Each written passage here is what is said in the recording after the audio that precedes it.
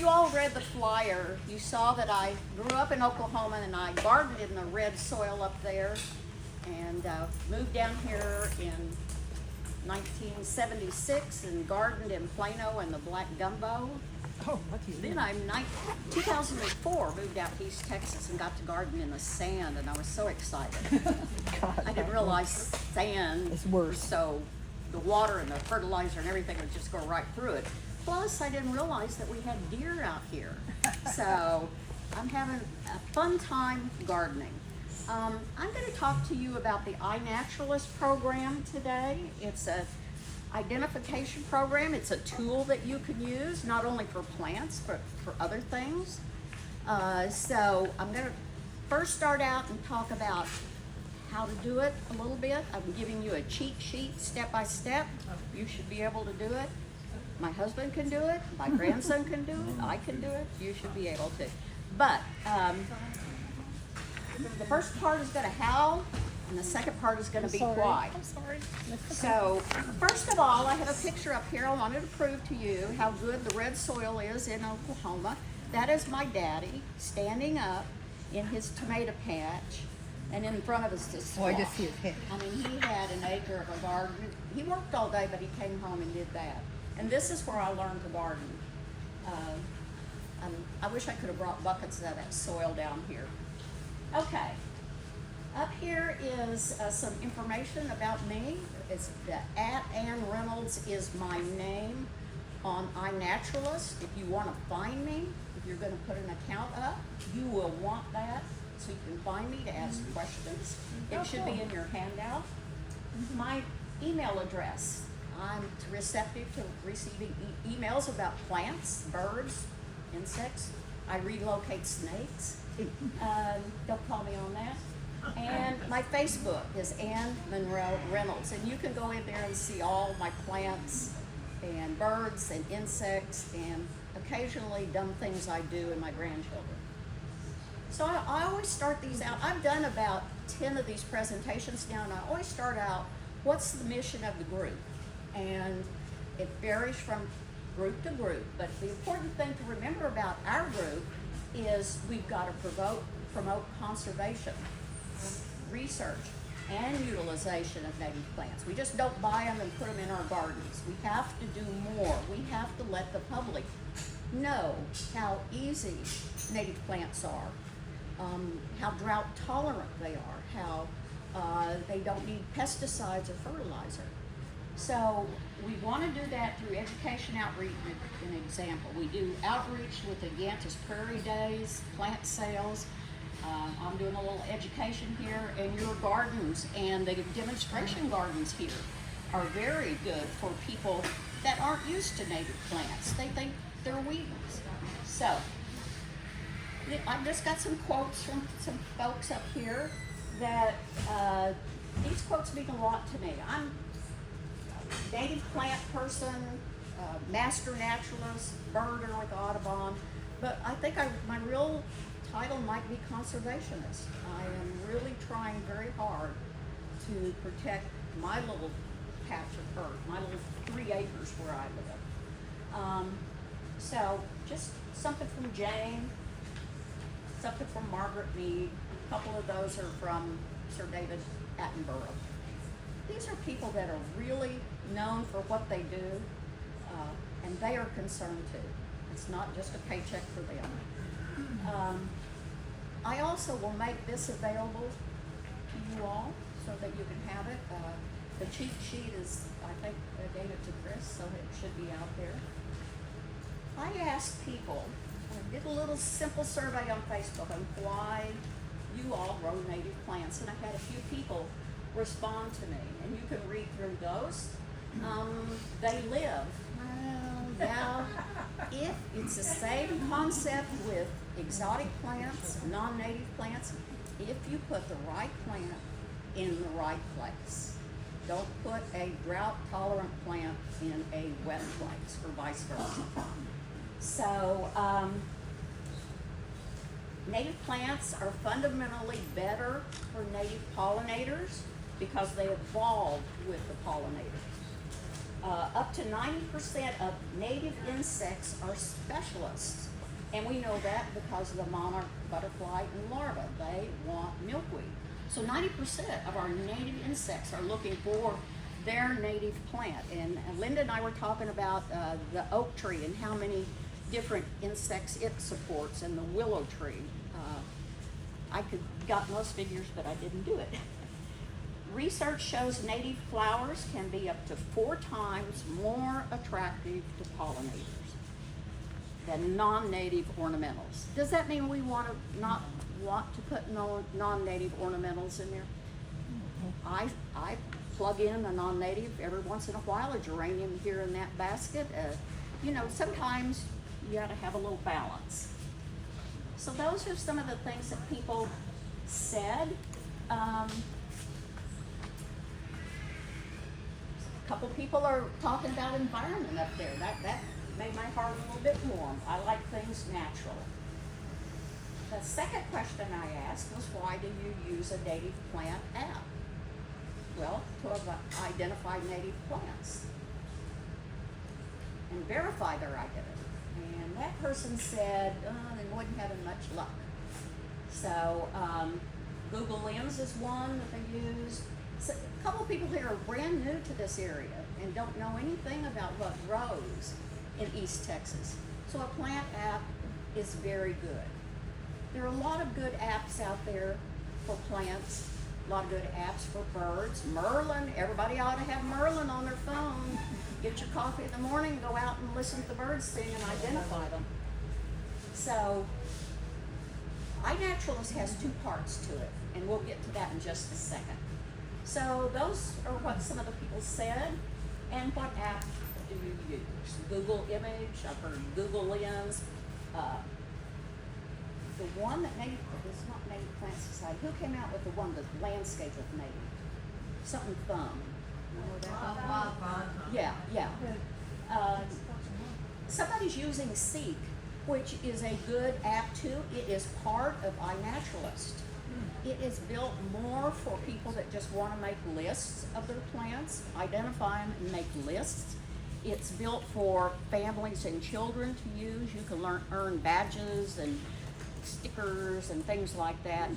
But if you click on a certain area in Seek, it will funnel your identifications into iNaturalist. So that's good. iNaturalist. Somebody needs a better way to ID plants, so I'm going to give it to you, I think, today. The second from the bottom, iNaturalist is probably the best, but whatever you use, learn to take better photos, and I'm going to stress this heavily today. Bad photos, bad app equals bad identification. Who all took botany in high school and college? Oh, we got a lot of people that did. Who took it as an advanced degree? Okay. You know, we all don't have time to learn botany. We have time to learn native plants. A plant app is good to assist you in identification. It's not always right. People aren't always right. We can narrow it almost way down with iNaturalist, and I'm going to show you how. What if I told you that we can use our app and raise awareness about the importance of protecting our earth? This is what the second part of iNaturalist is. And I'm going to teach you how to do that. It may be something you're not interested in, but if you do iNaturalist, it will automatically go into a database that protects Texas plants, animals, insects, and worldwide. Okay, what is this? Passion What? Passion vine? Passion vine? No. It's an orange passiflora beetle. Oh. See the beetle? Okay, so how many want to know what insect is eating their plant? Yes. Okay. There you go. We're going to show you how that happens too in iNaturalist. Okay, introducing iNaturalist. I think this photo is from Russia. This is the fun thing about iNaturalist. It is a worldwide database. You can talk to these people if you want to. I have a guy from Russia that's wanting to know about one of our plants here in Texas. And I hope that's what he really wants to know. But I'm having fun talking back and forth. We have a master Texas Parks and Wildlife biologist who talked to somebody in the Middle East about a certain dragonfly. He had eventually went on vacation to the Middle East to meet this fella, and they went out and looked at all these dragonflies. This is worldwide. You could bring everybody together, make our world a little bit smaller. It's an online social, remember that word, social network of people sharing biodiversity information to help each other learn. 2 primary goals is to connect you and me to nature. And the last one is one of the things that I'm passionate about is to provide data about biodiversity from my photos that I post on iNaturalist. Every morning I turn on my desk. I have it on my phone too, but I put it on the app on my desktop because you can get so much more information there. But every morning, this is after I do the birds on the porch with Merlin, I come in to check my email and I turn it on and I have a beautiful photo that comes up of something I have never have seen before in my life. And these are photos from other people, you and me, from around the world that are posting everyday things that are in their backyard. Tropical royal flycatcher in Colombia. This is a flower. It's in Valparaiso, Chile. Hunchback amethopod in Western Cape, South Africa. Every day there's something so way cool up there. If you don't do anything else, put that app on there and go look at the picture every day. Share that at the dinner party you go to next time. Hey, guess what I saw today? Okay, now we're going to get into how it works, and your cheat sheet should be able to walk you through it. You don't need to look at it now. Like I told Linda and Diana, I'd be happy to do a mini workshop sometime. I'd be happy to go out with you one-on-one and show you how to use it, answer questions on email or whatever, on phone. What you do with that app is you tell the app who you are by making an account. You're going to go out and take photos. I'm sorry. You're going to take a photo. You're going to put it, the app puts where you saw it, when you saw it, and the evidence that you saw it. Now that's the iPhone app. I sometimes use my handheld camera, my Canon, and I don't have GPS on it. So where I saw it, I have to remember where I saw it. I was out at the Tyler Nature Center on Sunday taking pictures of all the flowers and plants that I could for our certification program that's coming up, just for my own refresher. And I had my big camera, so I knew that's where I was. On iNaturalist on the desktop, you can go to a map of the world and zoom in onto your spot and click where you were standing. It takes a little bit, but you can do that. So, so I use a handheld camera sometimes. Birds are easier with a handheld camera. Now I get big birds instead of little bitty birds. Your iPhone is best for smaller things where you can zoom in.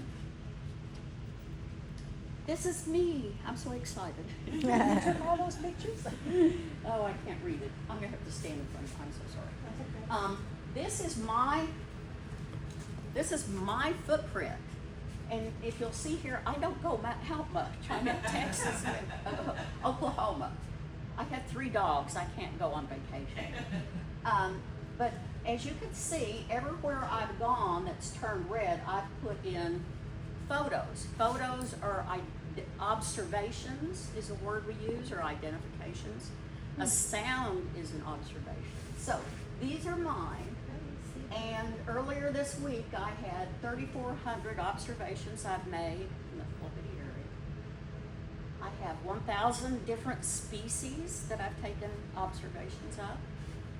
800 people have gone in and identified what my photo was. They went in and said, yes, that is. Or sometimes they say, no, that isn't.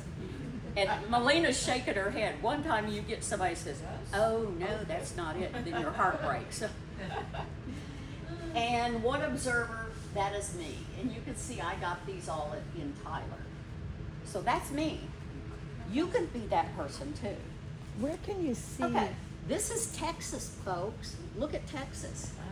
There's not many observations in the Panhandle, West Texas, or Big Bend area. But we've got 16 million observations of plants, insects, mammals, herps, and even some reptiles. 37,000 different species in Texas that people have recorded. 66,000 of those people identified those observations, and 248,000 people were the ones that posted their photos. So, I just think blows my mind. But this next slide will really blow your mind. That's the whole world. That's the world. Wow. Can you believe that? Yeah, I mean, the world. That's, like I said, it's a worldwide database. Everybody's using it. Who's identifying plants out in the ocean? Huh? Those are islands. Oh, island. Oh, I was gonna say who's out in the ocean? Greenland, Or in Antarctica birds. down here. Oh, Now, that's true. there's some out here on islands. There's observations. There are fish. You can take a picture of fish and post it. You can take a picture of coral, anemones, all sorts of things. Some of those out in the water might be a bird flying over your boat or your ship or whatever. So, Oh, okay. I'm hoping that's what they would be. But listen to this. This photo represents 319 million observations, 319 million photos. I don't know where all this stuff goes. 567,000 different species. 501,000 people posted those observations. Oh no, 501,000 people identified those photos, and 4,224,000 observers posted their pictures to this database. That just blows my mind. How many did? 4,224,689 observers. Wow. Yeah.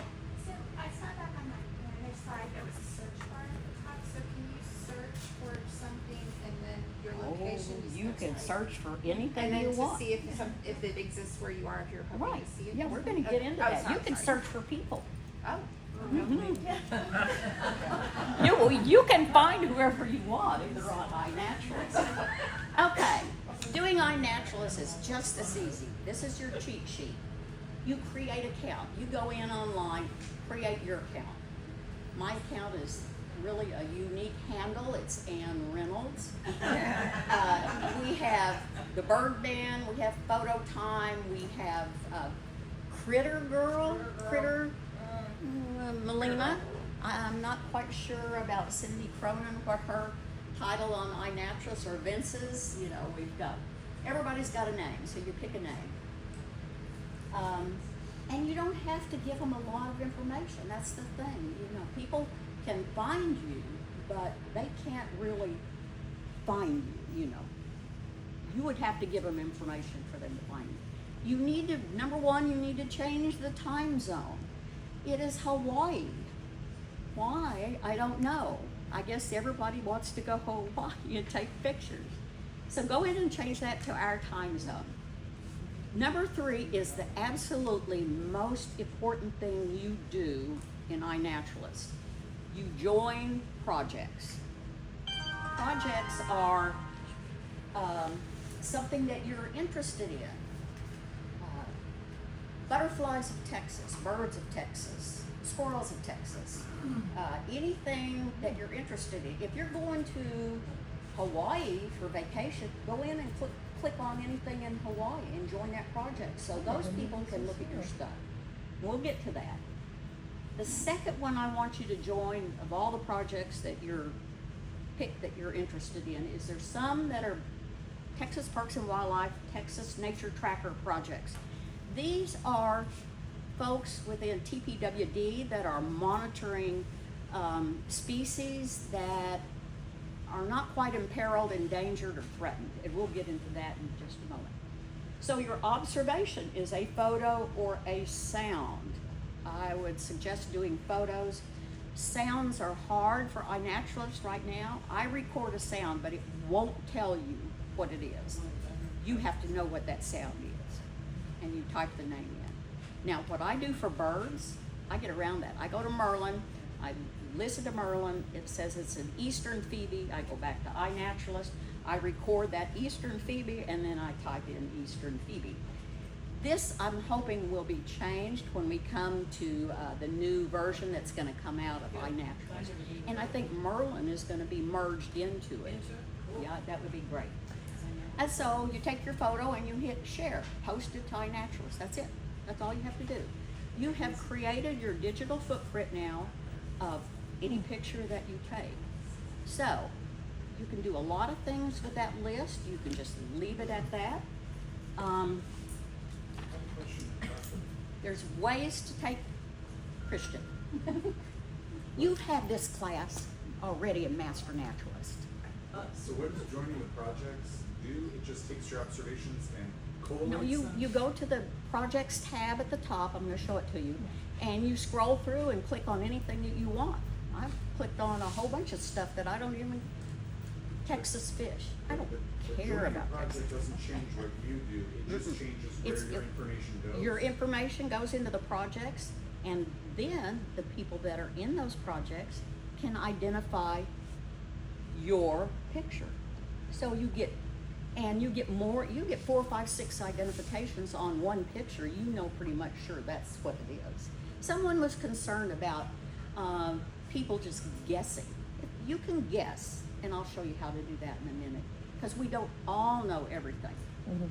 So I like to take pictures with my cell phone just to get small little things, and I save them to my cell phone photo library only because you can edit it. You can crop it, you can make it, so you get the whole thing. You can make it more clear, sharpen it up. I don't necessarily change the color of things. Sometimes you can change the color to make it more pretty, or stand out better would be a better word. You want it to look as much as nature as you can. So crop it, and I'll show you what I'm talking about there. So I take the picture, put it in my photo library, go in and crop it, put it in iNaturalist. Or you can use iNaturalist, this little green thing here, or see, take your picture and upload it immediately. But then if you take a blurry picture and you upload it, nobody's gonna identify it. They're gonna go, they'll laugh at you. When you want fine details, or the critter is small, use the cell phone camera, edit and then upload. And I was showing Chris this little doohickey that I got that I love. It's called a Zenvo.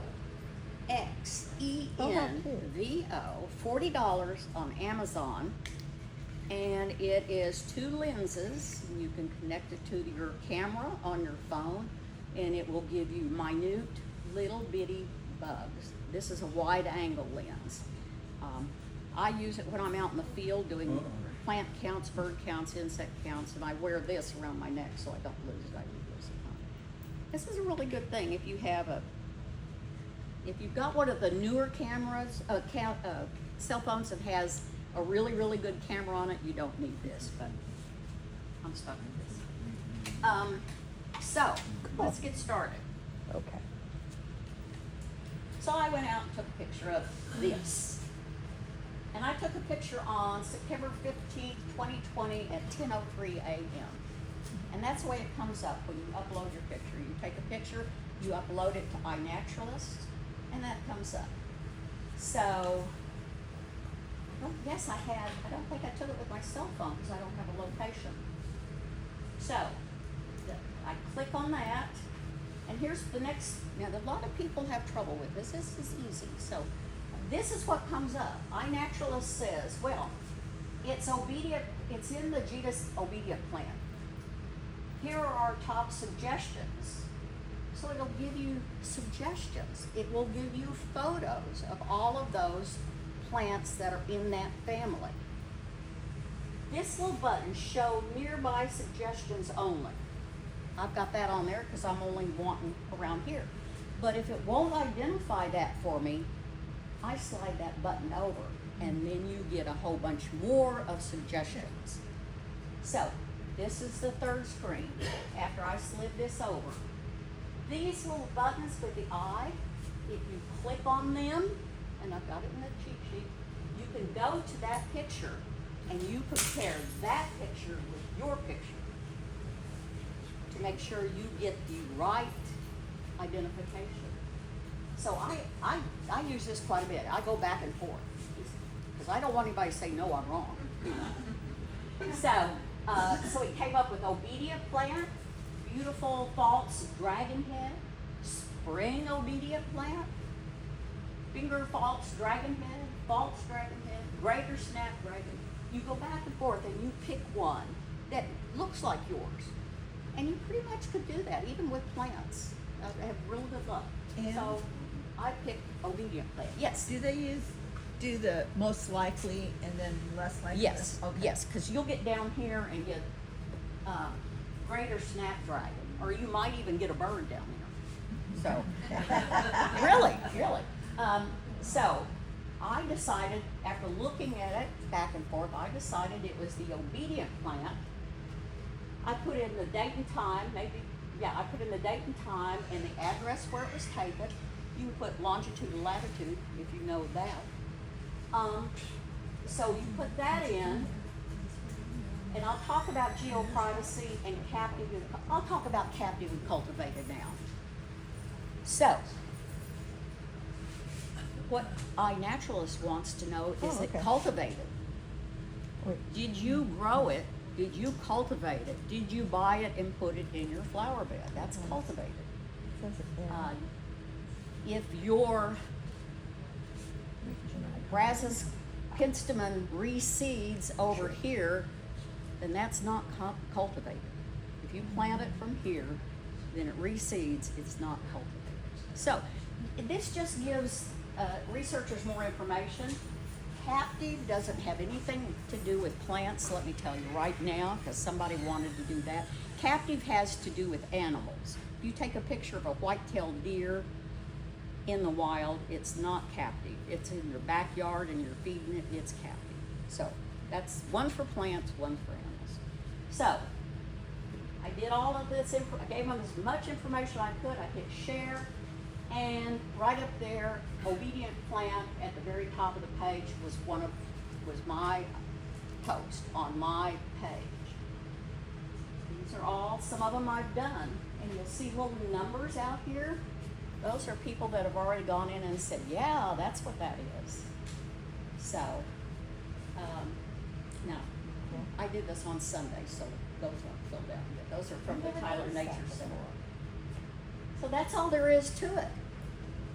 Go ahead. You're probably gonna get to this, but like if you're out wandering, you see something, you take a picture, you wanna do it, you wanna know right away if you got a Do it phone right signal. then. So I'm assuming you would do it on iNaturalist, on your app, but then if you wanna, like you suggested like taking it on your computer and focusing or whatever that, can you modify your posting after the fact?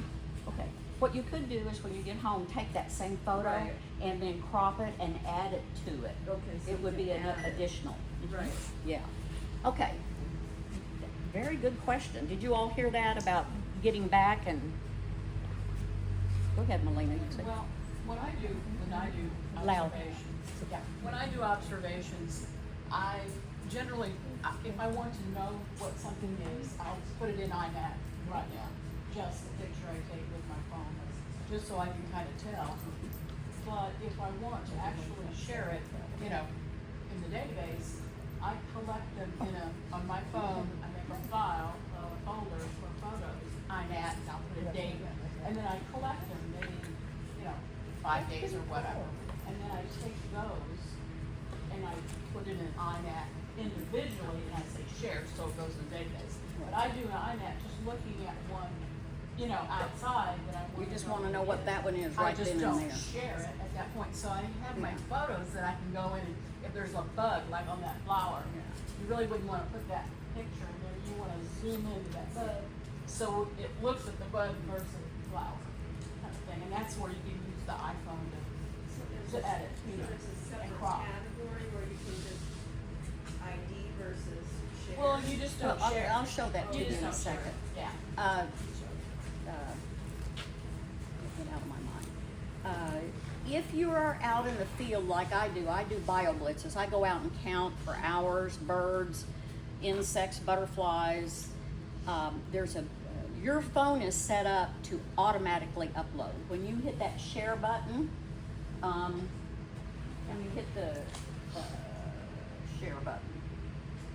Yeah, the share button, it, no. When you hit the share button, it automatically uploads. You're in the database now. It automatically uploads.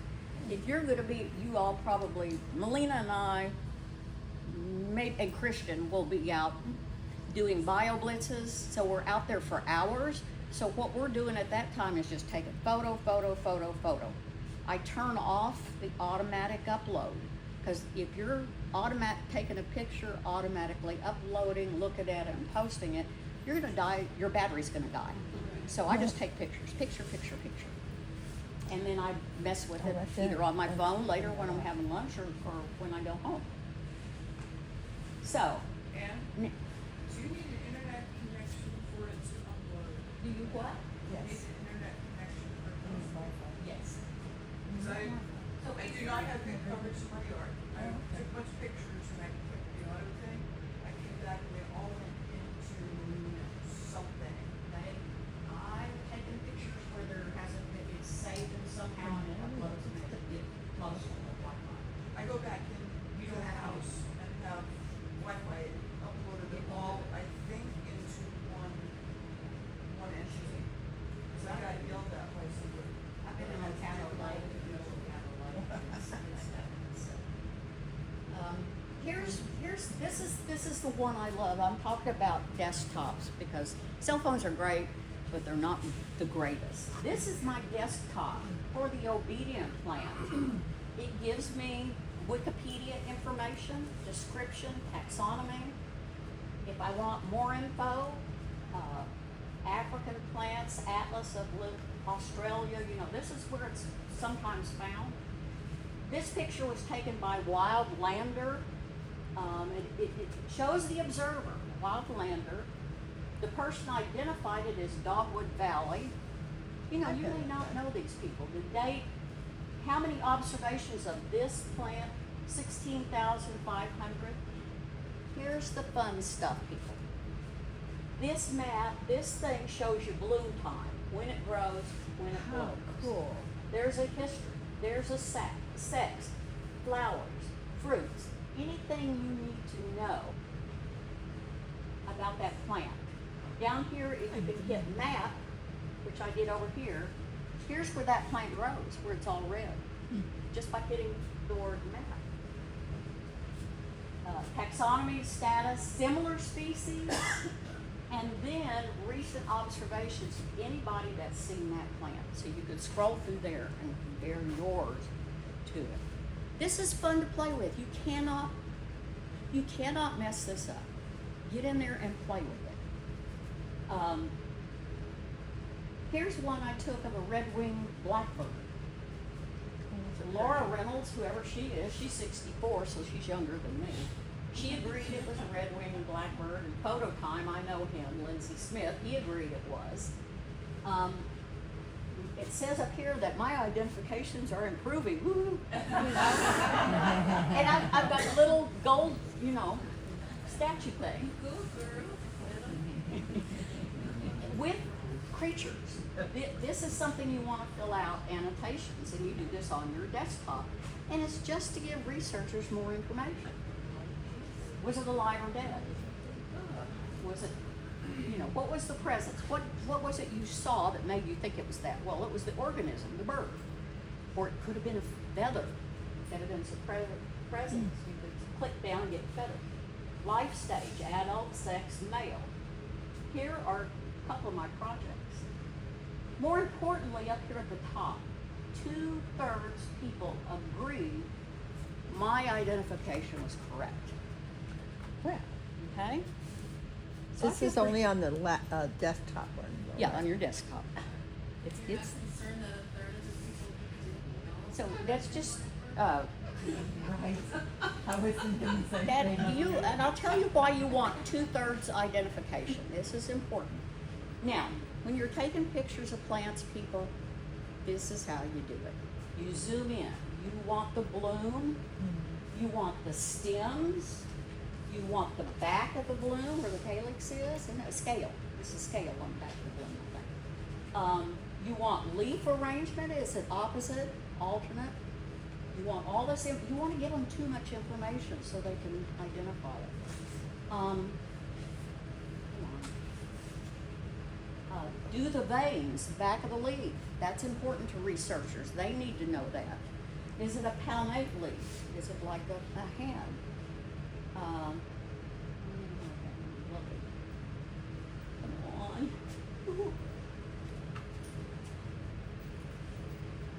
Does it have tendrils? You want tendrils. Does it have prickles or thorns or spines? You all know the difference between prickles, thorns, and spines. You better know that. You want the fruit, you want the bark, and you want a picture of the entire plant. You give them as much information as you can, and you will get really good people that will identify that. That's 100%.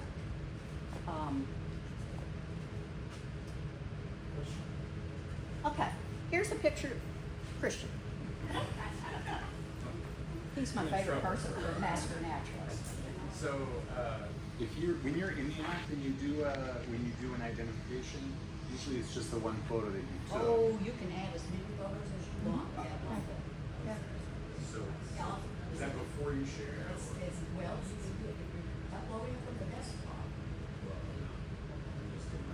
In your phone, you can always see it once I go. You can add, Is there a plus sign? Yeah, There's a oh, yeah. plus sign. to the left. I know that you can't Yeah. click on 1, 2, 3 and upload all 3 at one time. Plus that.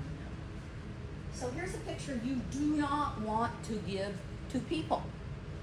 Because when you give it, what am I asking you to identify, Linda? The butterfly in the middle. The butterfly in the middle, okay? Or maybe it's the skipper on the right. Maybe it's the cattail back here. Maybe it's the pickleweed. Maybe it's the arum plant. So what you want to do is crop it and give them exactly what you want them to see so they can identify it. Now, a lot of plant, go ahead. So in that situation, if you wanted to identify the entire plant, you would not.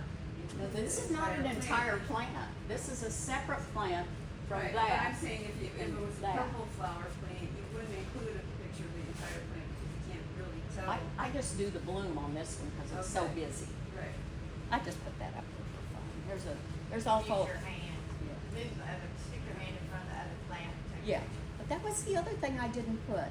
You put your hand in front of whatever you're taking a photo of, and it gives people an idea of how bad it's big or small. Carry a ruler. Yeah. Oh. So, Or diamonds, here's a picture. No, scissor-tail flycatcher. Should I submit that? It's only one thing. Get in there closer. This thing is not. Zoom in.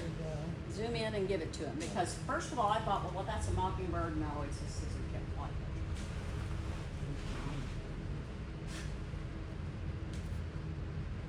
Here are some photos that I've taken.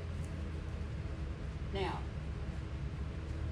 I am not a professional photographer, I never think I am, but I have taken a lot of photos. I zoom in, and this is what I get. All I've done is sharpen it. I haven't done anything else. I've got a dead armadillo. I'll put that out there. That's all. Yeah. Seen a few of those on the. So this is the kind of thing you want to do. You see what the researcher or the other person that's going to identify can actually identify that. Here's what counts in iNaturalist. Almost everything. Every organism. It says wild in front of it. For Texas, our wild is different than China. Something might be a native thing there that's, different. So I just say, I should have taken the word wild out because that's really not descriptive if I was speaking to other groups, because plants are different up here, animals are different there, organisms are different here and there. So anything, anywhere in the world, you can take. Who's going on vacation someplace really different? Linda, are you going someplace? No, nobody's going on vacation. Nashville, does that count? Okay, that counts. Take some Tennessee pictures. Oh, yeah, I've got You know, Alabama I was pictures. hoping somebody would go, someplace else. This includes plants, animals, fungi, lichen, bacteria. You could also do organisms such as animal tracks, scat, nest, shells, feathers, or eggs.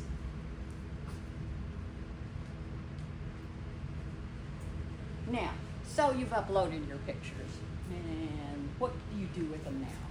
You can do as little as you want, or much more than you want. You can use it just to identify that thing alongside the road. Do not ask your husband to pull over on the interstate to get a picture of a flower. Oh my gosh, I've seen that so many Do times. not ask him to make a U-turn to see the hawk on the telephone wire on the middle of traffic, because that doesn't go over well. You can use the observations to identify the insect that's eating your plant. You can make lists of creatures and plants to impress your family. There's an area in iNaturalist called Journal. You can keep a journal. If you go on vacation and take a bunch of pictures, you can write a little blurb in there. This is out there forever, so people can see it if they want to. That's the way you keep track. How many know what they planted in their garden a year ago? Do you know every plant that you put in your garden a year ago? This will tell you. This will tell you. I do this every year. I do a phenology project. I go at the end of the year and I print out my plants, and I go through and I look at when I planted them, when they bloomed, when they went to seed, when they died. Next year I compare that to this year, and I compare it to another year. I can see if flowers are blooming earlier. Are they blooming later? Is it because of what's going on in our weather, or is it something going on in our world? So that's called phenology. You keep track of it. You can keep, in that journal, you can put whether it's raining or sunshiny, or what the temperature is, what the wind is. Location automatically pops up on a cell phone because it's already GPS enabled. You can buy, and hopefully at Christmas I'll get a camera that does GPS. So you can do a journal.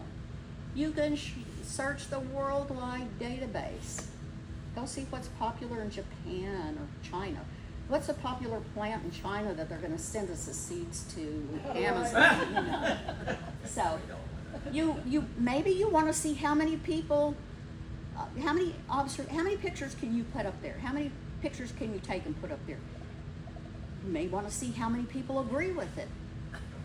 What I want to do, and hopefully what I want you all to do, is to have an observation become what is called research grade. And this is what research grade is. It's a goal to have your photos positively identified by at least 2 out of 3 people. And when it becomes research grade, because you've picked projects, and we'll get to that in a minute, it becomes research grade, and researchers can then trust the idea and use it for anything that they're working on. Any book they're writing about plants, any book they're writing about insects, your pictures are considered Creative Commons so that anybody can use them, unless you change that to be personal. If you change that to be personal, then nobody can see your pictures, so it's just keeping lists. But it still goes into the database? I'm sorry? It still goes into the database? It just So keeps. you have to share it with the entire world? Yeah. for it to go? It doesn't go, it goes in, but it doesn't go into the projects, and we'll get to them in just a second. These are great questions, y'all are thinking ahead, don't do this to me. Okay, Yeah. I thought I was going back to the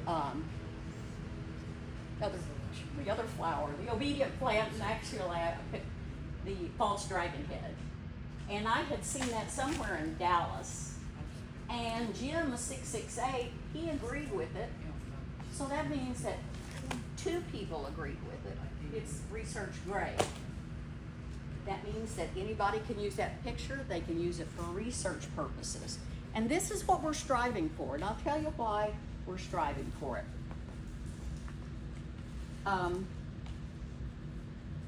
We want to generate scientifically valuable biodiversity data from users' personal pictures with nature, and to share that. That's what we're going to do. So, now I keep talking about projects.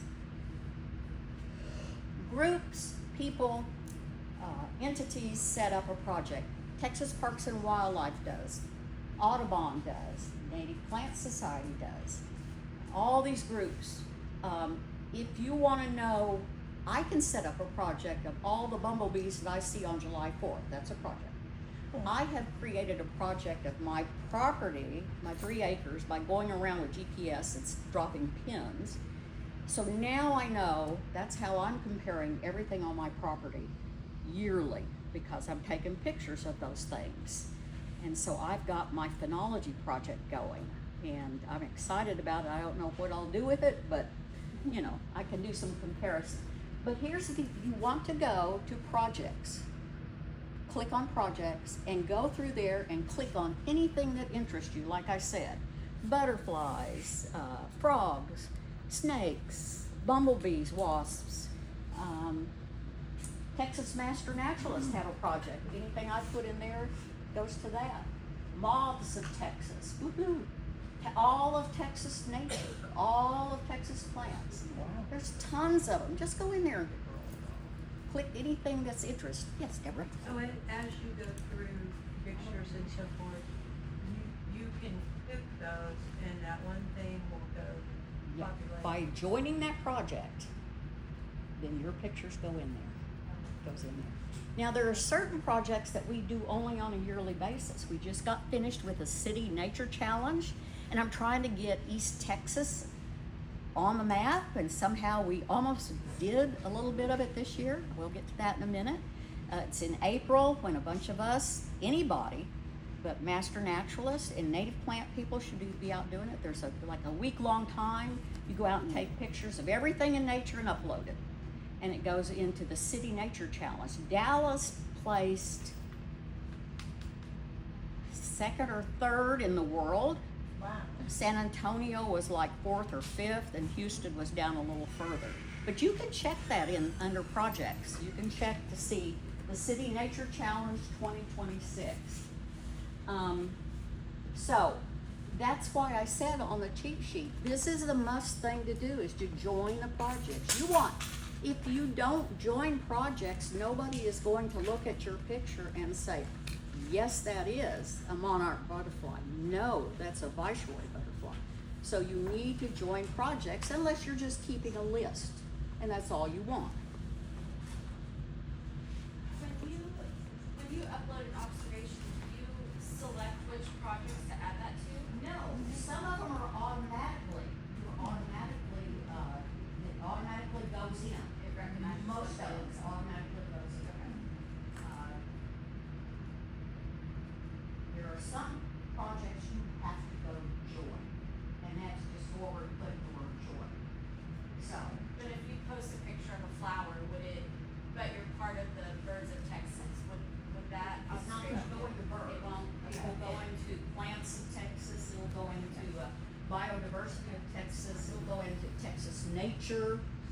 So that's where all that will go.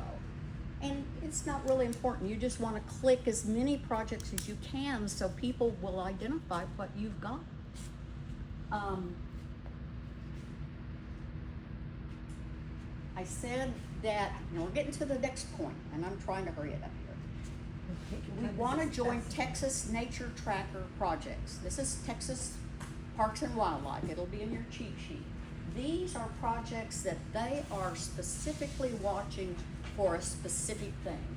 Herps of Texas, that's amphibians and reptiles, mammals, birds, rare plants of Texas, they're watching this. The whooping crane and eagles, those are specific ones that they are watching for a reason. Oh, what are you doing? Chris, don't give pictures of me doing that. Okay, this is how it happens. We want to move our data into the Texas Natural Diversity Database. That's where we want our pictures to go. And that's because we joined all the projects out there. We joined these and all the rest of them. Our data pictures we take, goes over into the Natural Diversity Database. And what those people are looking for is what we call species of greatest conservation need, or SGCNs if you want to be fun. No, and nobody knows what you're talking about. But that's what they're watching, are these creatures, these flowers, these things, and they've got certain criteria, and they're watching them. So we want our photos to go over there.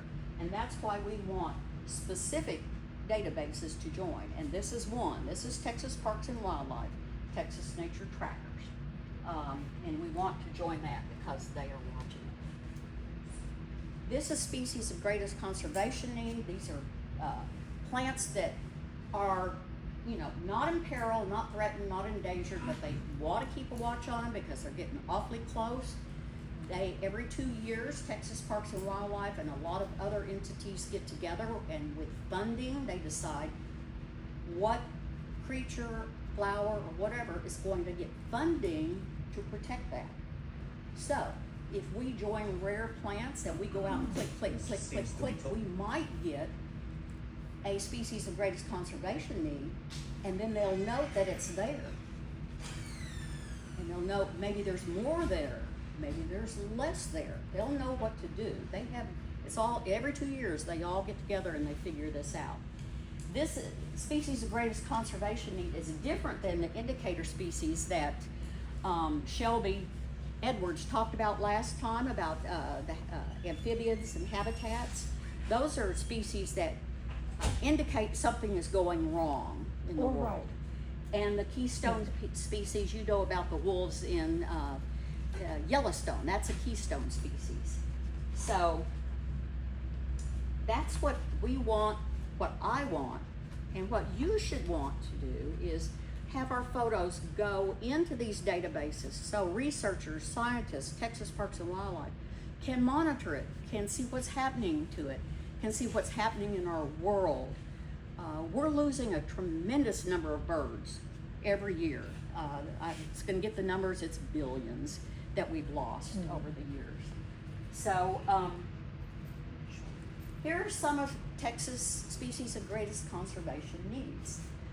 Don't ask me all of them. I've got the whooping crane, the prothonotary warbler, the loggerhead shrike, the quail, horned lizard, is that a pintail, red fox, Houston toad, speckled king snake, don't know about the clam or mollusk, one of the bumblebees. Linda, can you tell from the side? We should have taken a better picture. The ocelot, and some cactus, and some other flower. These are some of the things that there's actually 1,300 that they're watching, that the Texas Natural Diversity Database is watching, 1,300 of these things that they're keeping tabs on and throwing funding. Okay, here are some of Texas species of greatest conservation need plants that I could find by filtering. I hope I did this right. I only know Texas trillium and golden wave tick seeds. So if you take pictures of those, that's important to them. So there's, you see how many we've got in East Texas, and there's a way to search for those. There's a filter button, and you can search for anything out there that you want to find. Here is some of East Texas. This is the Master Naturalist catchment area. Our Master Naturalist is based in Smith County and all the counties that touch Smith County, 10 of them, I believe. So these are the ones we are watching. Rattlesnake, Texas, rattlesnake, it's a snake. Pileated woodpecker, three-toed box turtle, Chuck Will's widow, thonatory warbler, and the kestrel. He lives at my house. So Chuck those are Wills just- lives at my house. I got Chuck Wills, he lives What? at my house. He's in danger though. Chuck Wills. Yeah, you got the Chuck Wills. Everybody says, oh, that's a whippoorwill, but it's not. No, It's got the Chuck Chuck Wills. Will's widow in front, so, you know. Okay, here's your milkweed, Diana. I got this from the Monarch place. This is our East Texas catchment area, and these are the ones that they're watching. The red ones, they have no identifications on them, so I guess they are not here. Maybe they weren't, once were. But if you'll notice, there's some species up there that only have 9. That's one maybe they are watching. The one, milkweed. Of course, you know, our Asclepias tuberosa is the biggest one. It's got the most identifications for our area there.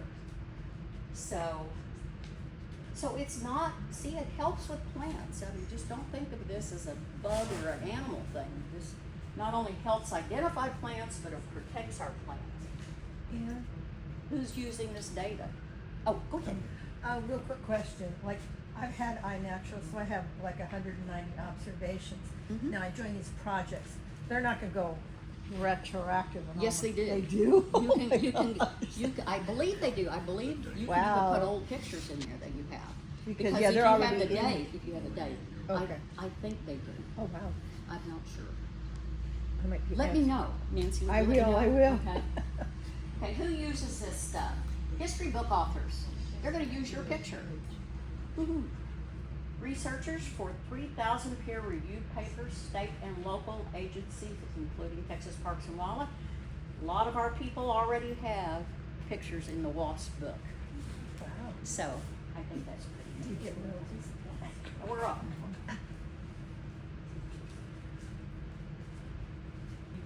You all know how to read.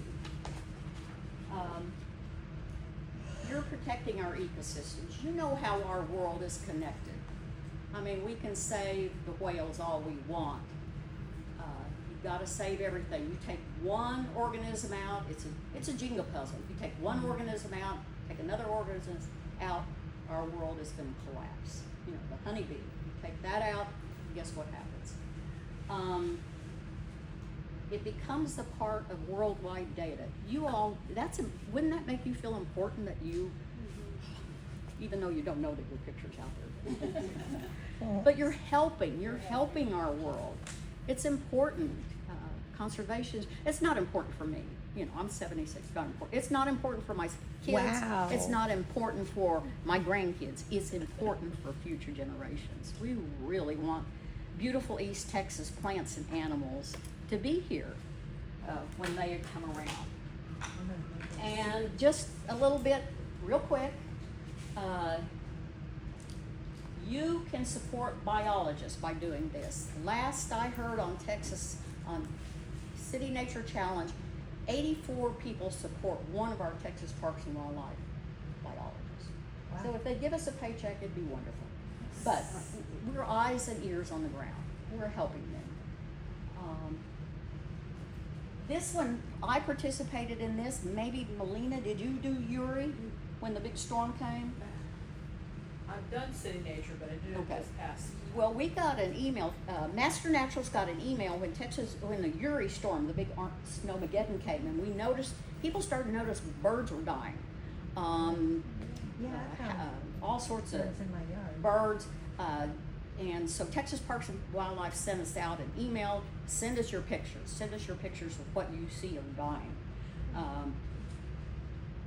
The deer out in West Texas, I think it's an axis, A-X-I-S. I could be wrong about that. almost obliterated from Texas. I think it was maybe an introduced species. I am not for sure. But we got a call, an email, and we started taking pictures of all those birds in our backyard that were dying. And they found out it was because it was so cold, so many birds were gathering around a bird feeder that they were passing illness off to one another, and they were dying. I think this guy froze. Yeah. 2,700 observations went in that. This guy, I looked this guy up. He's actually from Oklahoma, which I thought was weird. But during City Nature Challenge this year, he found a new leech. Woo.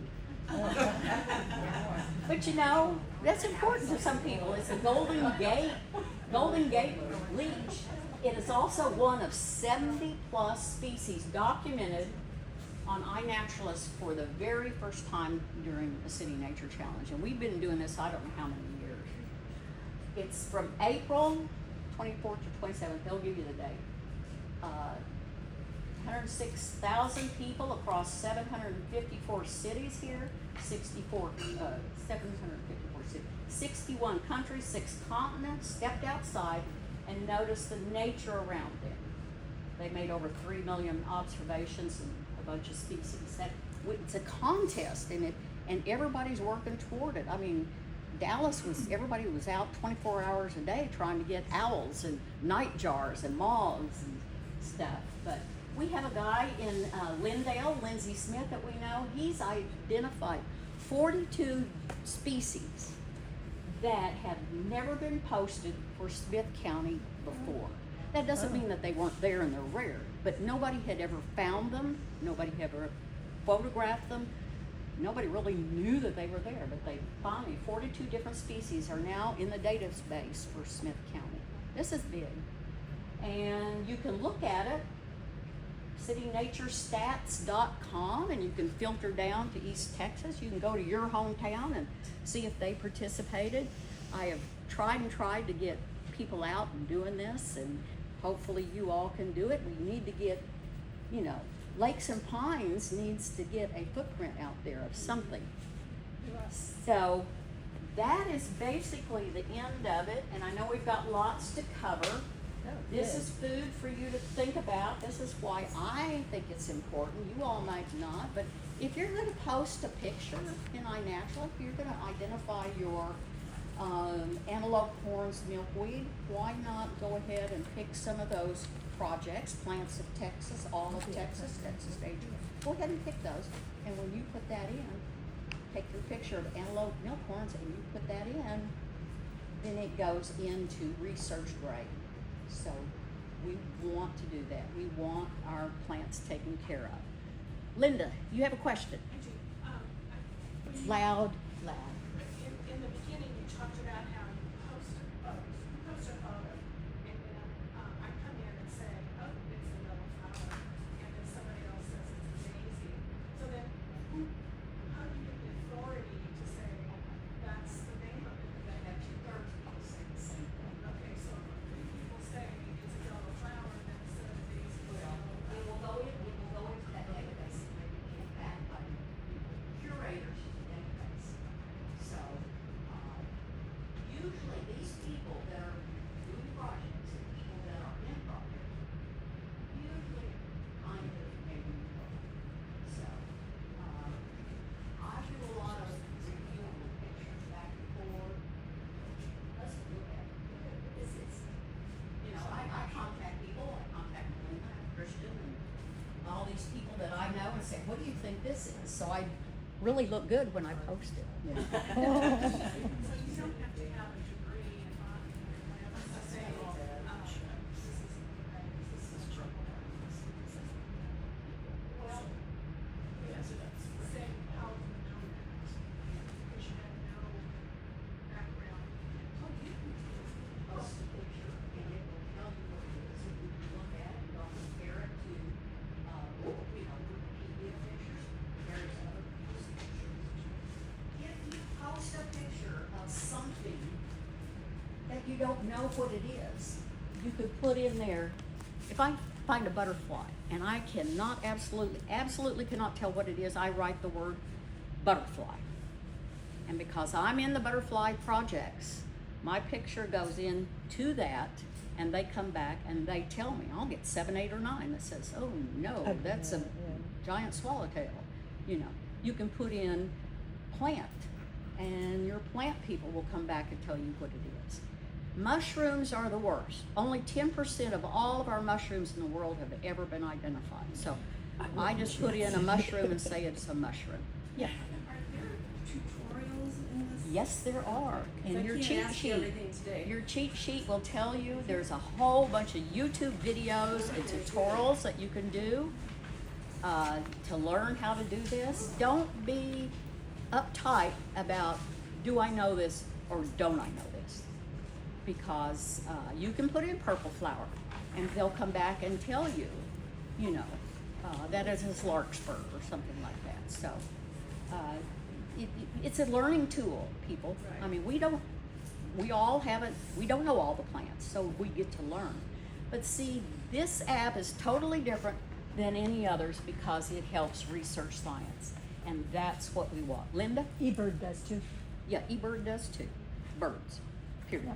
Yeah, just. But you know, Linda and I were talking earlier, there's 800 species of bees in Texas. There's 4,700 moths and species of moths in Texas. There's 400 species of butterflies in Texas. Who knows how many flies and wasps there are, I guess. Do we know them all? No. You have to put bumblebee up there. You can have to guess. Shiny hiney is the carpenter bee. There are only, I think, there's been only 8 different bumblebees identified in Texas and only 4, I think, in Wood County. Mhm. So we don't have to learn very many of the bumblebees. Yeah. We can learn them. So if you were on the desktop, go look at it on the desktop because it gives you so much information. Go out and take a picture of something, upload it, look at it on the desktop. You don't have to do anything anymore. It's very interesting. There's a filter button. You can find, just use the word, click on the filter button, tell you I want to find everything in Wood County, I want to find every butterfly in Wood County. I want to find every bumblebee that Linda Timmons has ever posted. You could, how many alligators are in New York City? You can do anything with that filter button. And it makes you look really smart after that. So, what you do now will determine what happens to our world in the future. I'm just leaving it on you all. I've done my job here. So, I'd be happy to answer questions after. I know we have a great meeting going on now. We've got to get t-shirts and stuff. So, Thank you, Ann.